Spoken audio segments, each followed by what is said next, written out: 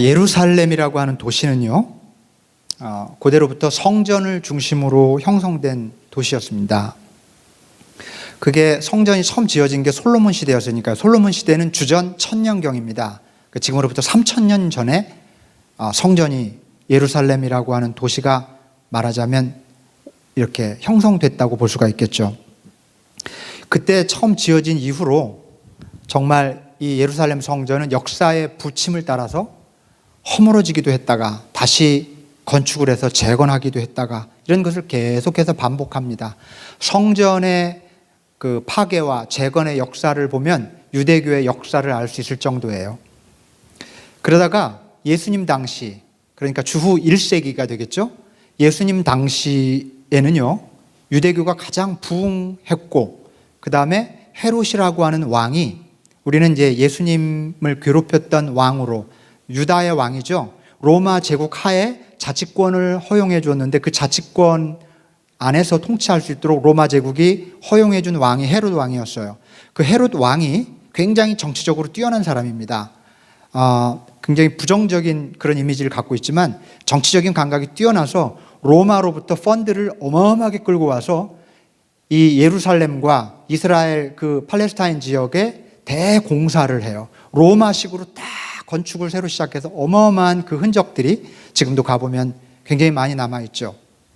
이 헤롯 대왕이 유대인들의 환심을 사기 위해서 예루살렘 성전을 역사 속에서 가장 화려하게, 멋지게, 로마식 건축 양식으로 멋지게 지었습니다. 그래서 예수님 당시의 성전의 위용이 이래요. 지금 우리가 보고 있는 예루살렘 성전의 모습하고 좀 다르죠?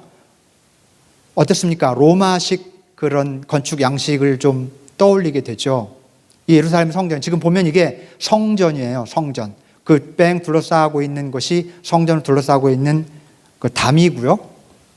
지금 높은 독립문처럼 생겨있는 그 빌딩이 지성소 부분이죠. 어떻습니까? 지금 봐도 굉장히, 이건 지금 재현해낸 모델인데요. 이런 식의 성전이 주후 1세기, 예수님 당시에 이런 모습으로 성전이 존재했었던 겁니다. 시골에서, 갈릴리라고 하는 시골은 저 북쪽, 이 예루살렘 성전으로부터 거의 일주일 정도 걸어서 가야 하는 꽤 떨어진 곳, 갈릴리라고 하는 곳, 굉장히 시골입니다. 거기 예수님의 제자들이 다 거기 출신이에요. 그 사람들이, 이 예수님의 제자들이 촌스러운 사람들이죠. 어떻게 보면 예루살렘에 들어왔다가 이 성전의 어마어마한 위용을 보고 굉장히 놀라는 거죠. 그래서 그런 얘기 하잖아요. 예수님 정말 대단하지 않습니까? 이 돌들을 좀 보세요. 엄청난 건축물 아닙니까?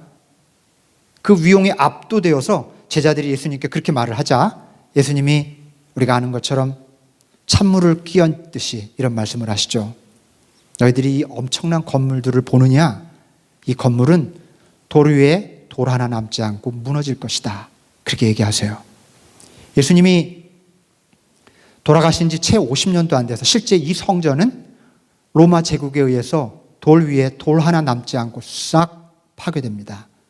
왜냐하면 유대인들이 반란을 일으켜요. 로마 제국을 향해 봉기를 하다가 로마 군대와 꽤 치열하게 싸워요. 오랫동안 싸웁니다. 그러다가 로마에서 어마어마한 군대를 파견하고 그리고 여기를 점령해서 유대인들이 다시는 발붙이지 못하도록 작은 부숴버립니다. 그리고 예루살렘에 유대인들을 출입 금지시켜요. 한 사람도 예루살렘에 유대인들이 살지 않았던 적도 있어요. 그때 유대인들이 흩어져서 디아스포라가 됐고 주변 지중해 인근으로 유대인들이 흩어지게 된 계기가 그때 있는 거죠. 유대의 역사가로 가장 정통한 사람 아마 들어보셨을 겁니다. 요세푸스라고 하는 사람입니다. 조세푸스라고 하는 이 사람의 기록에 의하면 예수님 당시에 이 성전을 짓고 살았던 그 당시 예루살렘 성전이 어마어마한 부를 소유하고 있었다고 하죠. 성전에 들어가기 위해서 제사를 드리기 위해서 모든 사람들이 1년에 적어도 3번은 이 성전을 찾아옵니다. 그 많은 사람들이 그냥 들어오는 게 아니라 성전세를 내야 했는데 그 세금을 성전세의 그 수입이 어마어마했다고 하죠. 그래서 사두개인들과 함께 제사장들은 예루살렘 인근의 80%의 부동산을 소유했어요. 그때 당시 기록에 의하면. 그리고 이 성전 내부에 보물을 쌓아두는 방이 여럿 있었습니다. 왜냐하면 부유한 사람들이 그 보물을 이렇게 헌금하니까 그거를 보관하는 창고가 필요했어요. 그리고 성전 곳곳에 이렇게 무슨 헌금을 걷어야 되는 명목을 적어서 헌금함을 여기저기 만들어 놨습니다. 목적이 쓰여 있는 그런 헌금으로 헌금을 하도록 독려한 거죠. 오늘 우리가 함께 읽은 본문 말씀의 배경이 되는 장소가 바로 그 헌금함이 있는 그 장소 앞이에요. 어느 날 예수님이 성전에서 사람들이 어떻게 헌금하는지 유심히 이렇게 살펴보고 계셨습니다. 그런데 몇몇의 부자들이 이렇게 들어와서 많은 헌금함에 넣고 돌아갑니다. 그리고 나서 곧 이어서 가난한 과부 한 사람이 행색이 초라한 과부가 들어오더니 주머니에서 이렇게 뭔가를 꺼내갖고 2렙돈이라고 하는 돈을 헌금해요. 이 2렙돈은 당시 노동자 품삯의 66분의 1 정도밖에 안 됐대요. 오늘 이 미국 달러로 1달러가 채 안 되는 그런 굉장히 적은 액수였습니다. 자, 누가 봐도 부자들이 많은 헌금을 했고 과부는 적은 헌금을 했죠. 근데 예수님은 반대로 얘기하세요. 이 가난한 과부가 그 어느 누구보다도 더 많이 넣었다. 예수님 설명에 의하면은 부자들은 자신들이 가진 것 중에 일부를 헌금했지만 과부는 자기 가진 소유 전부를 넣었기 때문이라는 거죠. 여러분, 질문이 생기지 않습니까? 만약에 그렇다면 부자들이 예수님의 칭찬을 받으려면 전 재산을 헌금해야 되나요? 만약에 우리도 예수님께 인정받으려면 우리가 가진 재산 전부를 헌금해야 될까요? 그렇게 질문을 던지고 나면 이 말씀이 헌금에 대한 얘기가 아니라는 걸 알 수가 있어요. 예수님의 말씀은 그냥 다이렉트 랭귀지로 설명하는 경우가 별로 없습니다. 그래서 그 말을 고지 곧대로 해석하면 안 돼요. 그래서 묵상이 필요하다고 제가 말씀드렸죠. 한번 곱씹어 봐야 돼. 이게 무슨 뜻일까? 가난한 과부가 헌금을 더 많이 했겠어요, 부자보다? 그리고 예수님이 지금 너희들 가진 돈을 다 헌금할 줄 알아야 돼. 이런 교훈을 주시려고 하는 말씀일까요? 아니라는 겁니다. 헌금 이야기가 아니라 하나님에 대한 태도에 대해서 말씀하고 계신 겁니다. 여러분, 하나님을 향한 마음의 태도를 가장 잘 보여주는 표지가 뭘까요? 저는 감사라고 생각해요.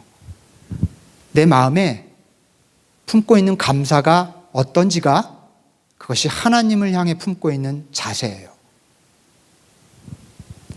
만약에 내 안에 감사가 전혀 없다면 하나님에 대해서 아무런 생각이 없다는 뜻이겠죠. 아무런 하나님을 전혀 의식하지 않다는 뜻이겠죠. 만약에 감사를 형식적으로 한다면 하나님과의 관계가 형식적인 거겠죠. 그러나 마음속에 깊은 정말 진정으로 하나님께 감사하는 마음이 있다면 그 사람은 하나님과 관계가 깊다고 하는 증거인 것입니다. 여러분 한번 잠깐 생각해 보십시오. 나는 어떤 감사를 품고 있나? 어떤 감사? 내 마음속에 지금 있는 감사는 어떤 감사일까? 그것이 여러분과 하나님과의 관계의 모습입니다. 오늘 추수감사주의를 맞아서 좀 감사에 대해서 좀 생각해 보는 시간을 가지려고 합니다. 성경에서 강조하는 감사는요, 단지 나한테 잘해준 사람한테 느끼는 고마운 그런 마음, 고마운 감정을 말하는 게 아닙니다. 그보다 조금 더 근원적이고 좀 더 깊은 어떤 것을 말하고 있는 것입니다. 성경이 말하는 감사는 이런 겁니다. 내 인생을 혹은 내 삶을 이렇게 근본적으로 지탱해주는 어떤 분을 알아채는 마음. 그게 감사예요. thank you. 이렇게 우리가 표현하는 그런 고마운 감정에 대한 리액션, 이런 게 감사라기보다 내 인생, 내 삶의 저 기반에 저 밑에 나를 떠받쳐주고 있는 분이 계시다고 하는 감수성, 그걸 알아채는 감성, 그 감성의 크기가 우리 감사의 크기입니다. 그래서 진정한 감사가 있는 사람은요, 우리가 살아가는 삶의 겉으로 드러난 삶의 저 기저에, 저 뿌리에 하나님이 계심을 알기 때문에 내가 누리고 있는 것들을 그냥 당연시 여기지 않습니다. 내가 노력해서 얻은 것이라고 해도 그 기저에 하나님이 계시다는 걸 알아채기 때문에 내가 노력해서 얻은 건데 뭐라고 당연하게 생각하지 않아요. 정말 감사를 아는 사람들은. 그래서 감사의 반대말은 불평이 아니라 당연하게 생각하는 마음이라고 저는 생각해요. 당연하게 생각하는 마음이 감사의 반대말입니다. 그래서 이렇게 말할 수 있습니다. 감사는 어떤 것도 당연하게 생각하지 않는 마음이다. 그 어떤 것도 당연하게 생각하지 않는 마음. 내가 사는 하루의 삶, 내가 먹는 밥 한 끼, 내 건강, 내 자녀, 내가 심지어 열심히 노력해서 그래도 힘들게 얻은 것들조차도 그냥 당연하게 내 것으로 여기지 않고 그것들을 가능하게 했던 내 밖에 어떤 신비한 힘이 있다는 것을 인정하는 마음, 그게 감사라는 것입니다. 여러분 가만히 생각해 보면 사실 이 세상에 그 어떤 것도 당연한 것은 없습니다. 당연하게 여기지 않는 마음, 그것이 감사의 출발이라고 말씀드리고 싶어요. 자, 그런데 신앙인들 가운데, 특히 신앙인들 가운데 좀 감사에 대한 오해가 좀 많은 것 같아요.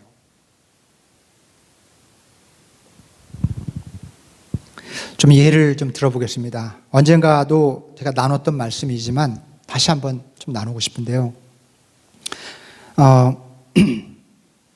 그 9/11 그 월드 트레이드 센터가 테러를 당해서 무너졌을 때 그때 세계 무역센터를 돌진했던 그 비행기를 가까스로 놓친 사람이 있습니다.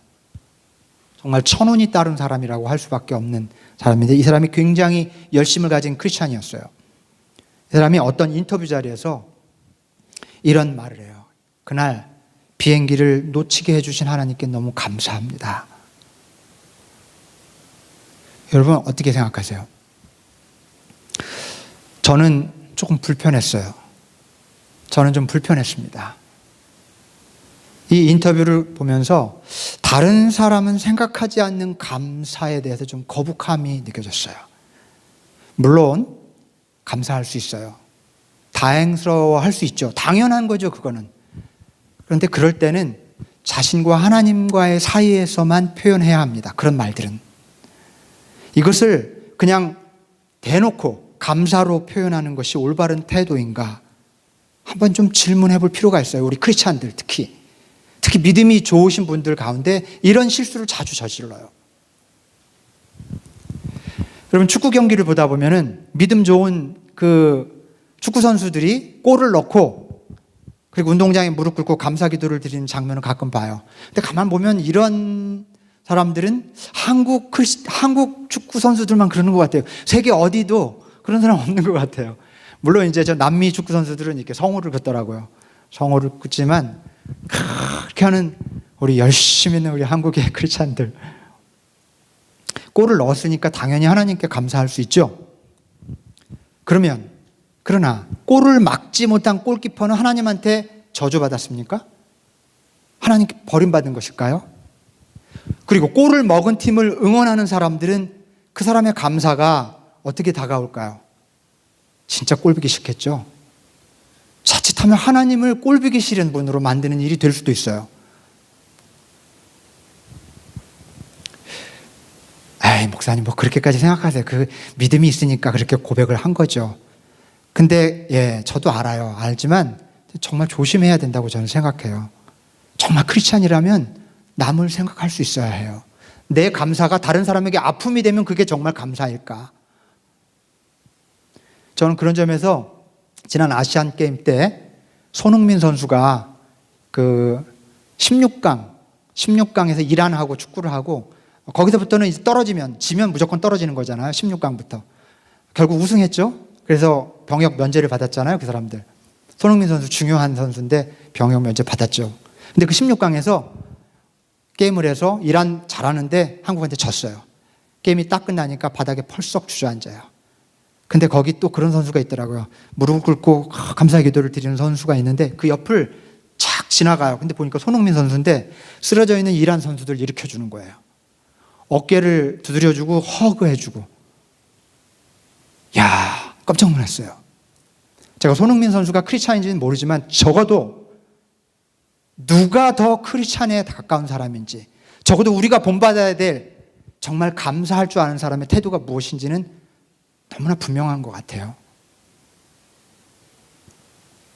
내가 죽지 않아서 다행인 감사, 내가 골을 넣어서 너무 좋은 감사, 내가 다른 사람보다 앞서고 경쟁에서 이겨서 너무 기쁜 감사, 남이야 어떻든 일단 나에게 좋은 일이 생겨서 기뻐하는 그런 이기적인 감사가 기독교 신앙이 가르치는 감사일까? 오늘 한번 질문을 던져보실 수 있기를 바랍니다. 기독교 신앙인들이 다른 사람은 생각하지 않고 홀로 기뻐서 드리는 감사, 그런 이기적인 감사 한번 조심스럽게 점검해 볼 수 있기를 바랍니다. 한편 우리 현대사회는요, 너무나 감사를 빠르게 잃어버리고 있는 것 같아요. 심지어 이 현대사회는 감사 없는 시대 같습니다. 근데 가만히 생각해 보니까 왜 그런가 했더니, 감사를 겪으려면, 감사라고 하는 사건이 일어나려고 하면 이렇게 내가 마땅히 노력하지 않은데도 호의를 베푸는 경험을 할 때 감사한 마음이 일어나잖아요. 그렇죠?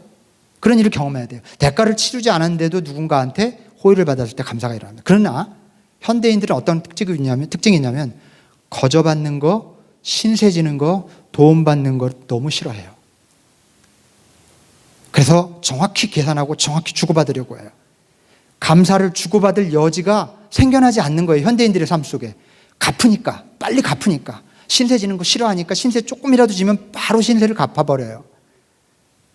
그래서 감사를 잃어버린 시대의 특징은 사람들이 서로 신세지지 않고 도움을 적게 받습니다. 주고받지 않으려고 해요. 누군가에게 거저받으면 빨리 되갚아야 마음이 편해지고, 마치 빚을 갚듯이 은혜를 갚아버려요. 은혜를 정성껏 갚는 게 아니라 갚아버려요. Pay off. 감사를 청산해버립니다. 그래서 은혜와 감사가 삶 속에 머무르질 않아요. 관계와 관계 속에 고이지를 않아요. 우리 삶에 감사가 스며들 겨를이 없어요. 그래서 저는 정확한 것도 좋은데 좀 조건 없이 고마운 일을 우리가 더 많이 겪고, 조건 없이 고마움을, 호의를 베푸는 그런 일들이 좀 더 많이 일어났으면 좋겠어요. 그래서 좀 충격을 받았으면 좋겠어요. 야, 아무런 조건 없이도 이렇게 좋은 일을 서로 베풀 수 있구나. 다 갚아버린 감사, 내 힘과 능력으로 얻어낸 당당한 감사. 그래서 입으로는 감사하다고 말하지만 마음속에 진정 어린 감사가 별로 없는 이 시대를 바라봅니다. 여러분, 은혜를 갚아버리고 감사를 청산해버리려고 하는 그런 우리들의 습관을 좀 한번 내려놓아 봅시다. 여러분, 아무리 열심히 갚아버리고 대가를 치러도요, 우리는 하나님의 은혜를 다 갚을 수 없습니다. 아무리 노력해도요, 우리에게 주신 뇌의 값을 갚을 수 있어요? 뇌가 얼마나 신비합니까? 우리의 심장을 주신 은혜를 갚을 수 있을까요? 우리 피, 몸에서 일어나는 생명력의 값을 우리가 다 치를 수 있을까요? 없죠. 아무리 갚아도 다 갚을 수 없는 은혜가 우리 존재와 삶 속에 있습니다. 내가 누리는 그 어떤 것도 당연하게 생각하지 말고 귀하고 감사하게 여기면서 내 삶에 드려진 하나님의 은혜의 손길을 깨달을 수 있는 여러분들, 그리고 제가 될 수 있기를 바랍니다. 자, 그렇다면 성경은 어떻게 감사하라고 가르칠까요? 다시 한번 오늘 본문에 등장하는 가난한 과부에게 눈길을 한번 돌려봅시다. 1불이 채 안 되는 두 렙돈을 헌금으로 드렸다고 했습니다. 성경은 그 돈이 그녀가 가진 전부였다고 설명하고 있어요. 비록 적은 돈이지만 이 가난한 과부가 이것을 헌금으로 바치고 나면 사실 그나마 빵 한 조각 사 먹을 수가 없어요. 다음 끼니가 대책이 없는 겁니다. 그럼에도 이 여인은 자기가 가진 그 전부를 헌금했어요. 왜일까요? 왜 그랬을까요? 그냥 믿음이 좋아서?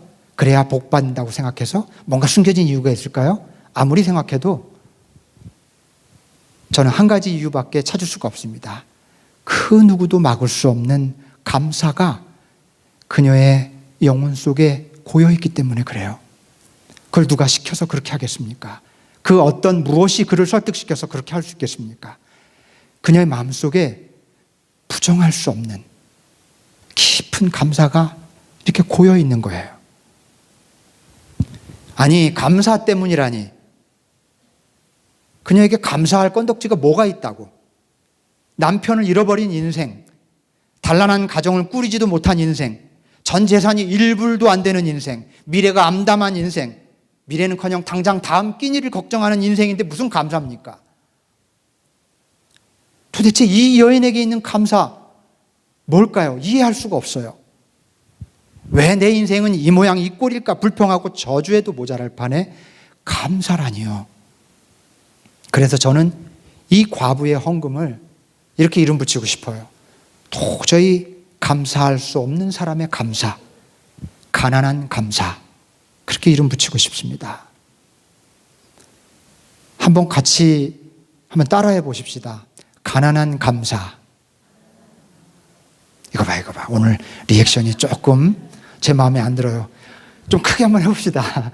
가난한 감사. 이거 참 어려운 표현이긴 해요.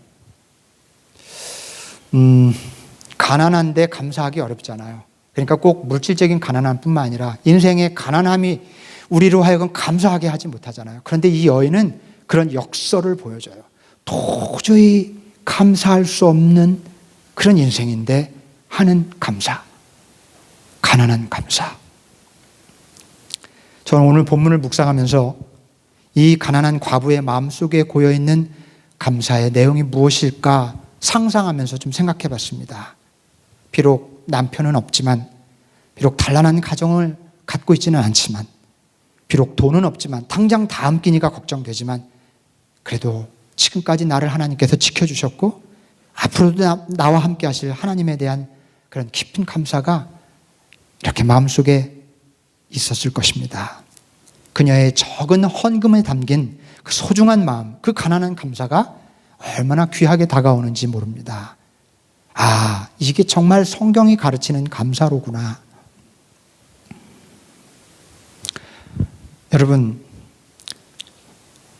여러분이 앞으로 2렙돈씩만 헌금할까 봐 조금 걱정이 되는데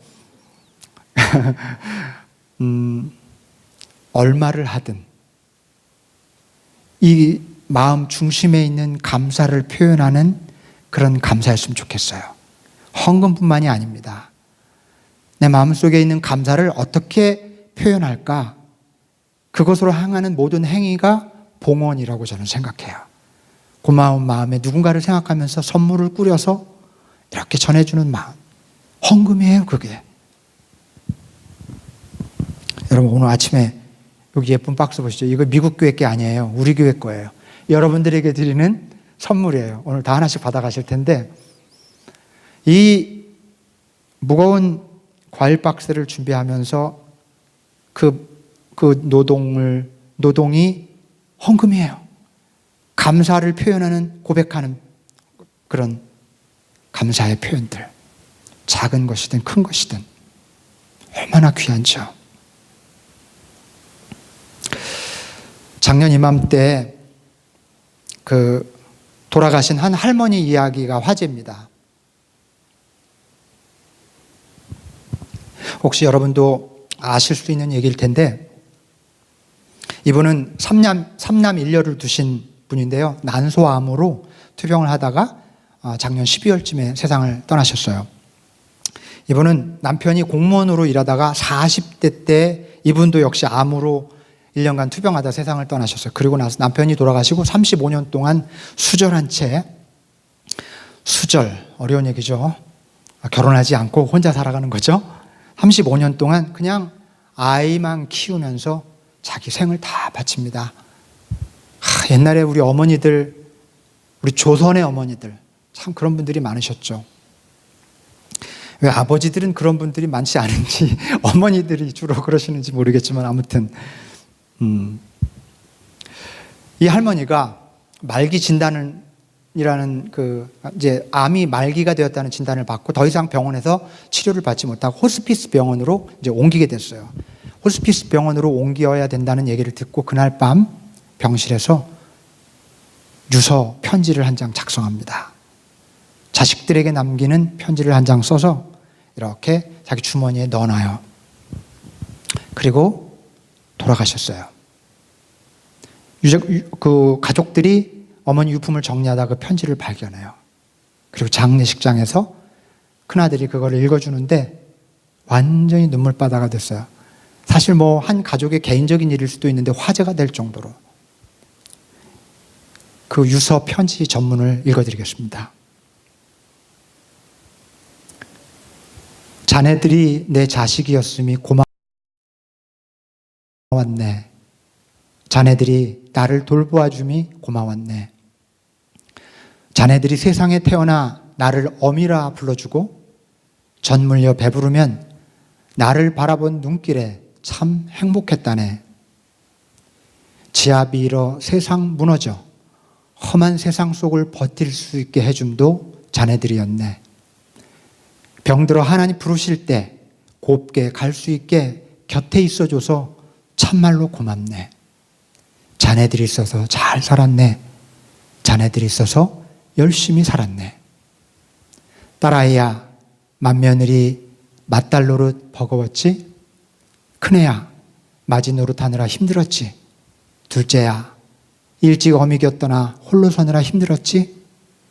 막내야, 어미 젖이 시원치 않음에도 공부하느라 힘들었지? 고맙다, 사랑한다. 그리고 다음에 만나자.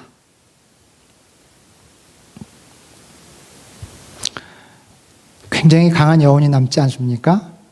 사랑하는 자식들 한 사람 한 사람 부르면서 참 많은 것들이 담겨 있어요. 저는 이 할머니 이야기를 읽으면서, 이 유서를 읽으면서 가난한 감사가 뭔지 더 깊이 알게 됐어요. 가난한 감사. 여러분, 아니 우리 자녀들이 내 자식인 게 당연한 거지. 그게 무슨 고마운 일이에요? 그 아이들이 엄마라고 불러주는 거, 젖을 배불리 먹고 그 품에 안겨서 엄마를 바라보는 그 시선이 고마운 일일까요? 일찍이 남편 잃고 자녀들 길러내느라 자기 인생을 다 바쳤는데, 아니 억울하고 원통할 일이지 오히려 그 아이들 때문에 험한 세상 잘 살 수 있었다고, 버틸 수 있었다고 그렇게 감사할 수 있을까요?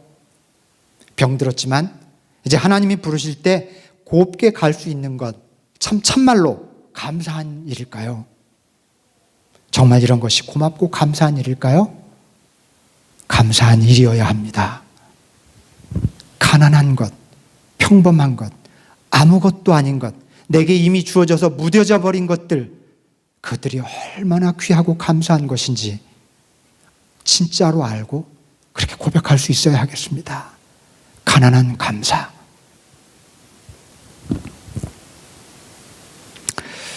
성전에서 지극히 겸손한 마음으로 자기 삶을 지켜주신 하나님께 감사해서 자기가 가진 전 재산, 다음 끼니를 먹어야 될 그 돈을 주님께 바치는 가난한 과부의 마음, 이 할머니의 마음과 똑같은 것 같아요. 부자가 되어야만 느끼는 감사가 팽배해 있는 이 시대, 경쟁에서 이길 때만 감사하는 사람들이 살아가는 이 시대, 바라는 게 이루어져야만 느끼는 감사, 우리는 너무 부유한 감사만 알고 있는 것 같습니다. 부자가 아니어도, 경쟁에서 조금 뒤처지더라도, 바라던 게 이루어지지 않아도 느낄 줄 아는 가난한 감사를 배울 수 있어야 하겠습니다. 영국의 수필가 아이작 월튼이라는 사람이 이런 말을 합니다. 하나님이 거하시는 두 장소가 있는데 하나는 천국이요, 또 다른 곳은 감사하는 마음이다. 감사하는 마음이 있는 곳이 천국이라는 거예요. 여러분, 우리는 죽기 전에 천국을 누릴 수 있습니다. 감사할 때. 왜냐하면 하나님이 거기 머무시니까요. 우리 교회가 비록 작은 교회지만 저는 적은 우리 교회 멤버들이 감사하는 사람들이라면, 감사하는 사람들이 모인 천국 같은 교회가 될 줄로 믿습니다. 여러분의 가정이 여러 가지 어려운 문제가 있더라도 감사하면서 살아가는 천국 같은 가정이 되기를 바랍니다. 여러분의 미래, 여러분의 꿈, 여러분이 계획하시는 모든 일들을 감사함으로 감당할 때 그 일터가, 여러분의 미래가 천국이 될 줄로 믿습니다. 그래서 우리들 삶 전체가 하나님이 계시는 천국이 되기를 주님의 이름으로 축원합니다. 한 번만 더 리액션을 보여주세요. 여러분의 삶의 터가 감사로 이루어지는 천국이 되시기를 축원합니다. 아멘. 기도하겠습니다. 감사하신 하나님, 모든 것으로 인해 감사합니다. 우리 교회를 우리가 신앙생활하는 곳으로 허락해 주셔서 감사하고, 우리 교회에 이토록 소중한 사람들을 보내주셔서 감사합니다. 주님, 우리 가정에 귀한 자녀를 허락해 주셔서, 귀한 배우자를 허락해 주셔서 감사합니다. 주님, 우리가 먹고 살 수 있는 직업을 허락해 주셔서 감사합니다. 이 땅 위에서 살아갈 수 있게 해주셔서 감사하고, 친구를 허락해 주셔서 감사하고, 하나님 심장에 뛰게 해주셔서 감사하고, 숨을 쉴게 해주셔서 감사합니다. 아버지여, 우리에게 허락된 모든 것으로 인해 감사할 수 있는, 그래서 우리 삶을 천국으로 바꿔갈 수 있는 사랑하는 모든 교우들이 될 수 있도록 축복해 주시옵소서. 우리 주 예수 그리스도의 이름으로 감사하며 기도하옵나이다. 아멘.